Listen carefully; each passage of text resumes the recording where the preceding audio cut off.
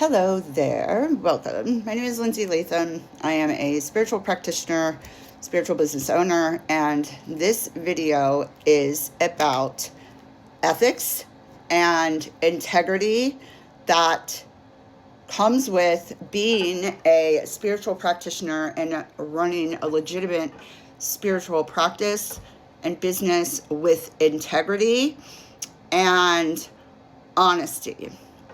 Okay? My work currently focuses mostly around working with animals, pets, and their owners. I've developed a protocol that involves a specific process and a specific order that I utilize my intuitive psychic abilities and extensive experience as a Reiki practitioner and master teacher to assist pet owners in locating their lost pets. When having a spiritual business and working as a psychic, it involves real people, real grief, really intense, emotionally charged situations that people are coming to you for help with.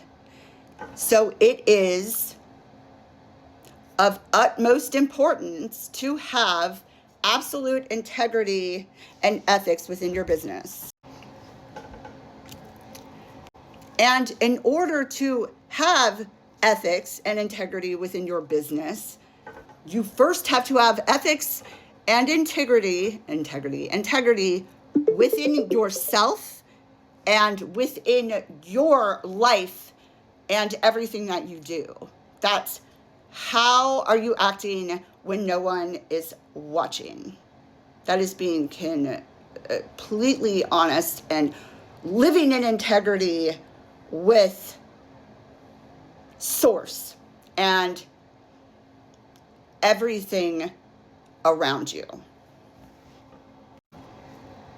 Ethics equal responsibility for your own business and your own practice, and also a responsibility for the people that you are helping. This means going into every session or service that you offer in complete transparency, setting clear boundaries, having consent from who you're working with, and transparency about your process. And number one, no manipulation or creating dependency on you or withholding information unless being provided more money. Those kinds of things. That is the absolute opposite of ethics and integrity within a spiritual business. But all of these things are avoidable. All of these like mishaps and misunderstandings are all avoidable by being very clear about your processes, having clear boundaries, and making sure that whoever you're working with, there is a website or your listings or whatever it is, how you promote your business, it is all clearly stated and agreed upon before spending money with you and purchasing your services. Now let's talk about, say you're watching this and you're not a psychic, you're not a spiritual practitioner, you don't have a spiritual business, you're just watching this. Red flags to look out for if you are searching for a spiritual practitioner in a spiritual business. If they're guaranteeing you anything, like guaranteed results, guaranteed accuracy, guaranteed anything besides an amount of time that they'll be able to work with you or speak with you, they're not in integrity. They're not working within spiritual integrity or ethics. Therefore, do not hire them because they're shady, okay? So if they're guaranteeing you, like in my work with the lost pet location protocol that I created, if I was guaranteeing the people that the information that I was giving them was definitely going to locate their pet, that would be a flat out lie. And anyone who says that or lists it in their listings or business page or whatever is lying. They are not working in spiritual integrity, and it is not ethical, because working in the spiritual realms, no one can guarantee you that. It is just a flat out lie. We are all in human bodies having a human condition, and humans are flawed.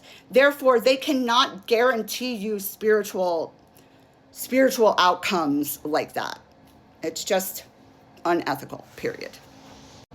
Another thing, spiritual work should never create fear, panic, urgency, or, like I said, dependence on the practitioner that is offering the spiritual guidance.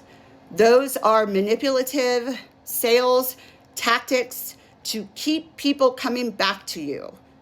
It's not ethical. It is not in integrity. They're probably not even psychic. They are literally, those are your red flags to know who's making this shit up. Who is making this shit up, and who are the real practitioners? The ones that are creating fear, creating dependency, creating panic are not real practitioners. Or, who knows? Maybe they are, and they're just not ethical. So just something to look out for. Setting clear boundaries is important. Never doing spiritual work or psychic work without clients' permission. You're never overriding medical, legal, or safety professionals. And the big thing is, and this is huge for me, is that I don't work with everyone. You have to be selective about who you work with. Integrity is how I protect the people that I work with, even if it means saying no.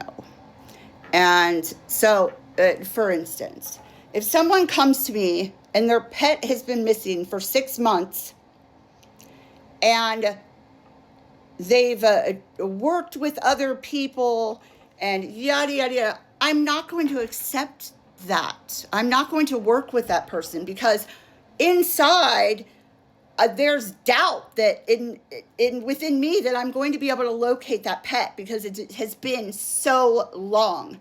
That would be unethical for me to accept money from the person and do and offer my process.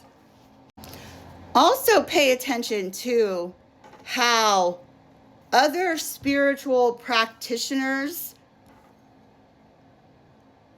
respond to you as a practitioner. If they are trying to promote their services under, say, one of your posts or your listings, that's not ethical. That is just not a good look. That is disrespectful too. It's disrespectful to the profession. It's disrespectful to the practitioner. It's just shady. So this is how I work. You are always, you've got to figure out what works best for you. But I did want to talk about ethics in the spiritual business community and what that looks like and what to look out for so you don't get scammed, because there are a lot of fake, unethical practitioners out there who are taking advantage of people, and that sucks for people like me who are the real deal and take this very seriously. Okay, have a good day.